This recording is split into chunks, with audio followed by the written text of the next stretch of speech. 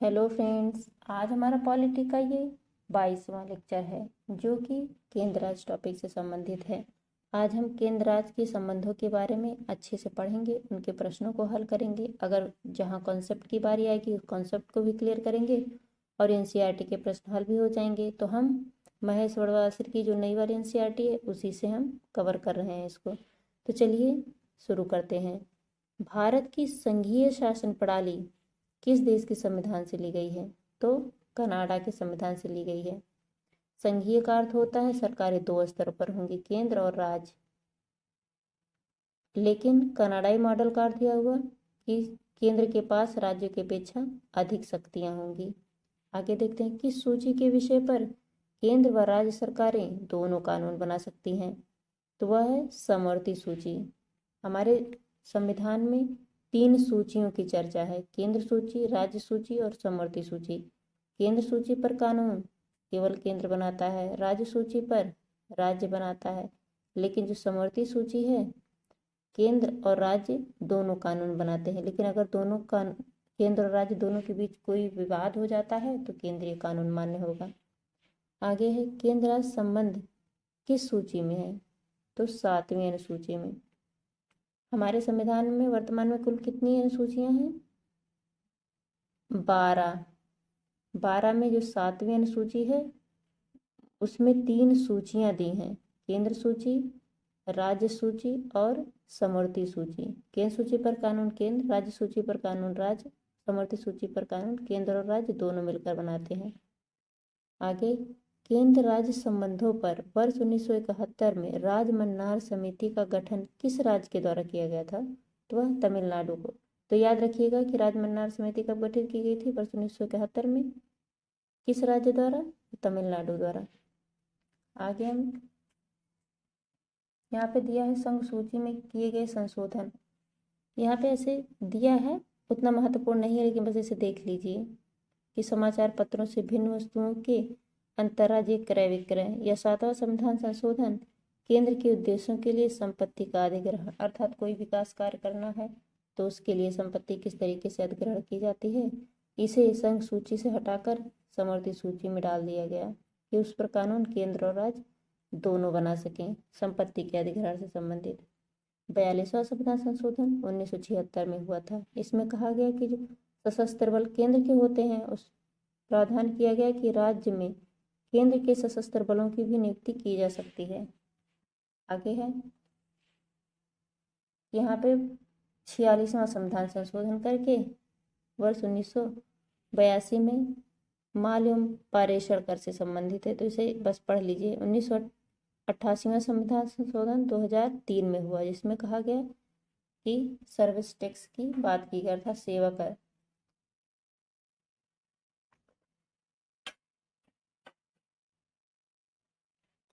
आगे देखते हैं क्षेत्रीय परिषदों का गठन या सृजन किसके माध्यम से हुआ? तो संसदीय कानून के माध्यम से।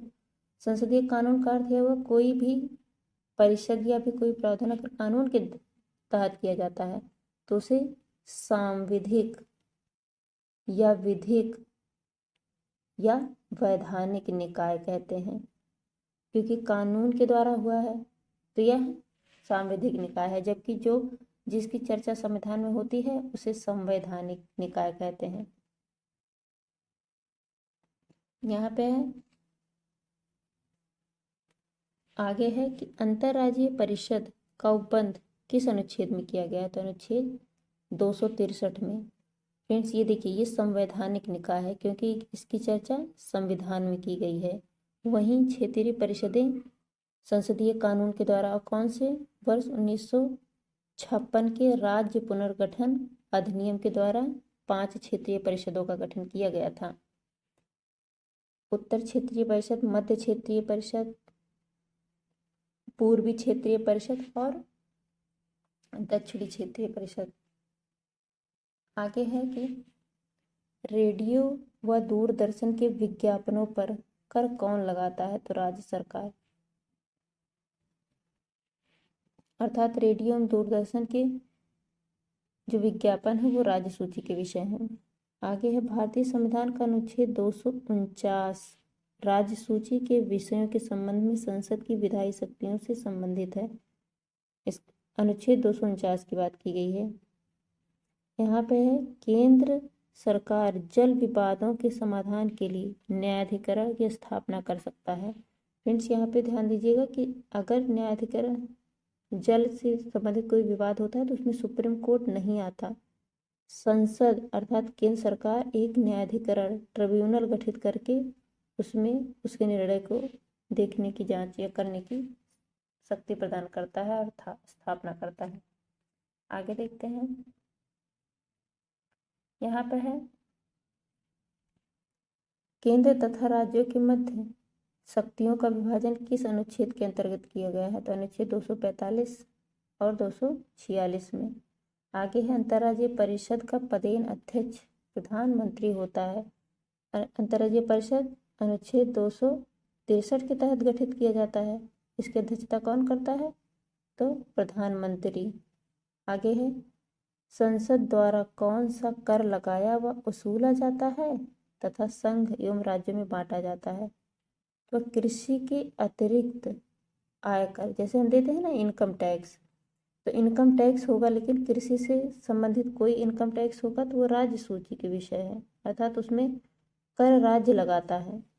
जबकि उसके अतिरिक्त इनकम टैक्स होगा उसमें केंद्र सरकार कर लगाएगी। आगे है सरकारी आयोग का गठन कब किया गया था? वर्ष 1983 में। कब किया गया था? वर्ष 1983 में।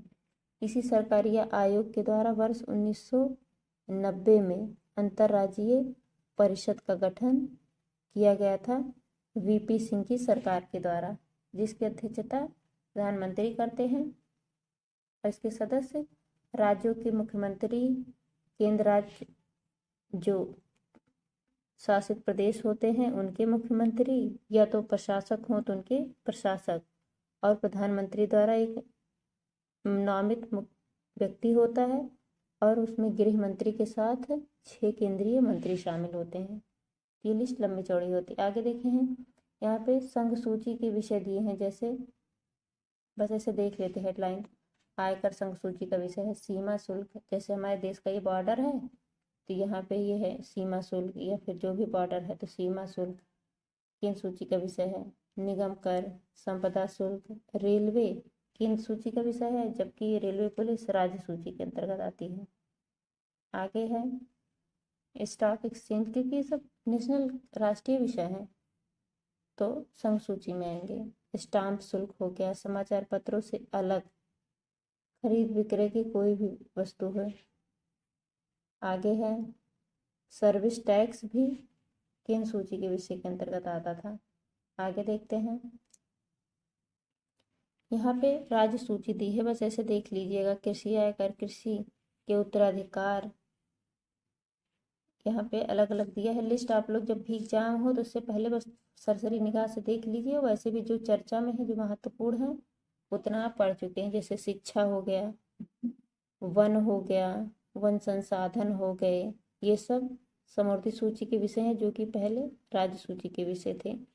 आगे देखते हैं संविधान के किस अनुच्छेद में प्रावधान किया गया है कि विधि के प्राधिकार के बिना ना तो कोई कर लगाया जा सकता है और ना ही एकत्रित किया जा सकता है। तो अनुच्छेद 265 के तहत कोई कर लगाया जाता है, उससे वसूला जाता है, अनुच्छेद 265 के तहत। आगे देखते हैं सरकारी आयोग का गठन संघ और राज्यों के मध्य संबंधों की समीक्षा के लिए हुआ था। कब गठित किया गया था? वर्ष 1983 में। इसी के तहत 1990 में वीपी सिंह की सरकार द्वारा अंतर्राज्यीय परिषद का गठन किया गया। यहाँ पे अंतर्राज्यीय परिषद का गठन 18 मई 1990 को वीपी सिंह की सरकार द्वारा किया गया था। ये सरकारी आयोग की सिफारिश पर ही, जो कि 1983 में गठित की गई थी, के आधार पर 1990 में गठित किया गया था। आगे है कि तत्कालीन प्रधानमंत्री श्री विश्वनाथ प्रताप सिंह की अध्यक्षता में अंतर्राज्यीय परिषद की प्रथम बैठक 10 अक्टूबर 1990 को हुई थी। तो ये याद रखिएगा कि अंतर्राज्यीय परिषद की स्थापना 18 मई 1990 को ये फैक्ट रखे कि बीपी सिंह की सरकार थी उस समय। ये देखिए यहाँ लिखा भी है कि बीपी सिंह 10 अक्टूबर को। आगे देखते हैं, यहाँ पे है केंद्र संबंध के, अच्छा यहाँ पे थोड़ा सा इधर है, सॉरी, यहाँ पे बहुत सारी आयोग एवं समितियां हैं, ये याद रखिएगा, ये है सबसे महत्वपूर्ण, अगर कोई है तो यही है, very very very important. V4, यहाँ पे केंद्र राज्य संबंधों पर विचार करने के लिए समय समय पर विभिन्न आयोग एवं समितियों का गठन किया गया, जैसे राजमन्नार समिति 1969 में, DVP मन्नार, और किस राज्य द्वारा, तमिलनाडु। सरकारी आयोग संघ सरकार द्वारा 1983 में गठित की गई थी, रणजीत सिंह सरकारिया की अध्यक्षता में। प्रशासनिक सुधार आयोग, प्रथम प्रशासनिक सुधार आयोग 1966 में आया, मोरारजी देसाई द्वारा अध्यक्षता इसकी की गई थी। शीतलवाड़ समिति 1996 में आई, MC शीतलवाड़ की अध्यक्षता में। पुंछी आयोग, जो कि सबसे महत्वपूर्ण आयोग है केंद्र राज्य संबंध के बारे में, मदन मोहन पुंछी इसके अध्यक्ष थे। आगे देखते हैं, यहाँ पे है केंद्र राज्य संबंधों को विशेष रूप से किस संदर्भ में म्यूनिसिपल संबंध कहा जाता है, अर्थात केंद्र राज्य एक दूसरे के साथ कहीं ना कहीं सहयोग और समामेलन के द्वारा कार्य करते हैं, इसीलिए इन्हें म्यूनिसिपल संबंध कहा जाता है। तो यहाँ पे है वित्तीय मामलों में राज्य और केंद्र के बीच नियंत्रण की बात की गई है, कि जैसे केंद्र राज्यों का हिस्सा देता है तो कहीं ना कहीं एक म्यूनिसिपल की कार्य करता है कि हाँ हम भाई आपको दे रहे हैं। आगे है अनुच्छेद 312 के अंतर्गत राज्यसभा में उपस्थित और मतदान करने वाले सदस्यों के 2/3 बहुमत से पारित प्रस्ताव द्वारा संसद को नई अखिल भारतीय सेवा सृजित करने का अनन्य अधिकार है। ये बहुत महत्वपूर्ण है, नई अखिल भारतीय कोई सेवा गठित कर रही हो तो इस पर राज्यसभा का सर्वोच्च अधिकार है, एक तरीके से कहें तो। अगर कोई जैसे IAS PCS है, कोई अन्य कोई सर्विस जैसे जज को लेके हो गया या फिर अन्य किसी को लेके हो गया, तो वो सेवा राज्यसभा के द्वारा लाई जाएगी। आगे है भारतीय संविधान के किस भाग में केंद्र राज्य विधायी संबंधों का विवरण दिया गया है, तो भाग 11 में केंद्र राज्य संबंध भाग 11 में बताए गए हैं। आगे देखते हैं, यहाँ पे है जल संबंधी विवादों का न्याय निर्णय किस अनुच्छेद के तहत किया जाता है, अनुच्छेद 263, अनुच्छेद 262, अनुच्छेद 263 में अंतर्राज्यीय परिषद की बात की गई है, और कोई जल विवाद हो तो अनुच्छेद 262, तो जल विवाद 62, अंतर्राज्यीय परिषद 63 के तहत किया गया। आगे देखते हैं, प्रधानमंत्री की अनुपस्थिति में अंतर्राज्यीय परिषद की अध्यक्षता उसके द्वारा नियुक्त कैबिनेट स्तर के मंत्री द्वारा किया जाता है। इससे आप अभी जाने ही हैं कि अंतर्राज्यीय परिषद के अध्यक्ष प्रधानमंत्री होते हैं। आगे, यह सुझाव किस समिति ने दिया कि राज्यपाल के प्रसाद पर्यंत राज्य मंत्रिपरिषद के पद धारित करने से संबंधित प्रावधान समाप्त कर दिए जाएं, राजमन्नार समिति। विभिन्न जो केंद्र से संबंधित विभिन्न समितियां गठित की गई थी, उन्होंने कई कई सुझाव दिए थे, तो वो उतना महत्वपूर्ण नहीं है, लेकिन हाँ सरकारी आयोग के बारे में आप लोग जरूर एक बार डिटेल से पढ़ लीजिएगा। भारतीय संविधान में संघ और राज्यों के प्रशासनिक संबंधों का उल्लेख किस अनुच्छेद में है, तो अनुच्छेद 256 से 263 तक प्रशासनिक संबंध की बात की गई, केंद्र और राज्यों में प्रशासन कैसे चलेगा।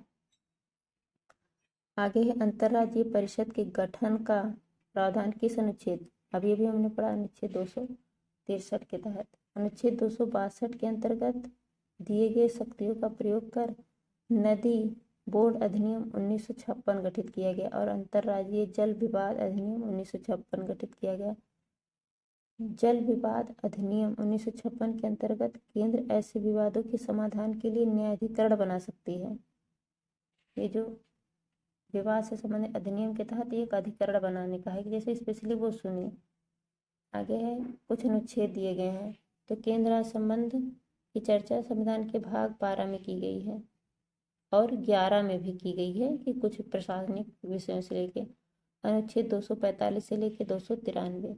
तो विधायी संबंध, प्रशासनिक संबंध और वित्तीय संबंध क्या क्या है। तो चलिए सबसे पहले विधायी संबंध देख लेते हैं। अनुच्छेद 245 में संसद और राज्य की विधायिका द्वारा बनाए गए कानूनों का विस्तार। अनुच्छेद 246 में संसद और राज्य विधायिका द्वारा बनाए गए विशेष मामलों में कानून। 247 में कुछ निश्चित अतिरिक्त न्यायालयों की संसद गठित। आगे है इस प्रकार केंद्र राज्य संबंधों के बारे में बहुत सारे अनुच्छेद दिए हैं। तो आप लोग बस ऐसे देख लीजिएगा कि किस अनुच्छेद में क्या है, तो उतना तो नहीं पूछा जाएगा, लेकिन हाँ एक एक याद रख लीजिएगा। जैसे यहाँ पे अनुच्छेद 280 में राष्ट्रपति द्वारा प्रत्येक 5 वर्ष पर एक वित्त आयोग गठित किया जाएगा। तो वित्त आयोग की चर्चा अनुच्छेद 280 में है और किसके द्वारा गठित किया जाएगा, प्रत्येक 5 वर्ष पर राष्ट्रपति के द्वारा। यह केंद्र और राज्य के मध्य विधायी शक्तियों का बंटवारा करता है। और अनुच्छेद यहाँ पे सबसे महत्वपूर्ण अनुच्छेद यहाँ पे ये है कि अनुच्छेद 267 आकस्मिकता निधि की बात की गई है। अनुच्छेद 266 भारत और राज्यों की संचित निधियां बात की गई हैं। अर्थात हम देखे थे ना कि राज्य की संचित निधि से कैसे हाई कोर्ट के जो न्यायाधीश थे उनको वेतन भत्ता दिया जाता था, उसी प्रकार राज्य संघ की भी एक संचित निधि होती है। और आकस्मिकता निधि अनुच्छेद 267, वित्त आयोग अनुच्छेद 280। ऐसे ही याद रखिएगा कि हाँ बस इतनी। आगे है यहाँ पे है केंद्र राज्य संबंधों में सुधार हेतु प्रशासनिक सुधार आयोग 1966, राज्य मन्नार समिति 1969, आनंदपुर साहिब प्रस्ताव 1973, सरकारी आयोग 1983, पुंछी आयोग 2007 में गठित किया गया था। ये बहुत महत्वपूर्ण था। तो बस इतना याद रखिएगा कि अब वो जो 5 क्षेत्रीय परिषदें हैं उनका गठन राज्य पुनर्गठन अधिनियम 1956 के तहत किया गया था। तो ये आप लोग याद रखिएगा। लेकिन एक पूर्वोत्तर परिषद भी गठित किया गया था वर्ष 1971 में। कब गठित किया गया था, वर्ष 1971 में। जबकि अन्य 5 जो क्षेत्रीय परिषदें हैं वो 56 में गठित की गई थी राज्य पुनर्गठन आयोग के द्वारा। लेकिन संविधान में स्पेशली अलग से अधिनियम लाकर 1971 में पूर्वोत्तर क्षेत्रीय परिषद का गठन किया गया। अब तो क्षेत्रीय परिषदें 6 हो गई, लेकिन ये 56 के तहत नहीं गठित किया गया था। यह वर्ष 1971 के अधिनियम के द्वारा जिन्हें 7 सिस्टर पर लागू किया गया। पूर्वोत्तर अर्थात ये हो गया असम, अरुणाचल प्रदेश, मेघालय, त्रिपुरा, मिजोरम, मणिपुर और नागालैंड के लिए। तो फ्रेंड्स ये बहुत महत्वपूर्ण था। तो बस इसमें सब 2 चीज़ें सबसे ज़्यादा याद रखिएगा। क्षेत्रीय परिषद कानून के द्वारा गठित की गई, ये विधिक या सांविधिक निकाय है। अंतर्राज्यीय परिषद अनुच्छेद 263 के तहत गठित किए गए, ये संवैधानिक निकाय है। अध्यक्ष इसका, दोनों का अध्यक्ष प्रधानमंत्री ही होता है। अध्यक्षता प्रधानमंत्री ही करता है, लेकिन जो क्षेत्रीय परिषदें होती हैं उसकी अध्यक्षता गृह मंत्री करता है। तो आप लोग याद रखिएगा अनुच्छेद 263 के तहत जो संवैधानिक निकाय है उसकी अध्यक्षता तो प्रधानमंत्री करता है, लेकिन जो 5 क्षेत्रीय परिषद है ये, और एक क्षेत्रीय परिषद पूर्वोत्तर क्षेत्रीय परिषद जिसका गठन 1971 में किया गया था, इसकी अध्यक्षता गृह मंत्री करता है। तो फ्रेंड्स ये हमारा केंद्र राज्य संबंध पे छोटा सा लेक्चर था, इसको यहीं समाप्त करते हैं। Thank you.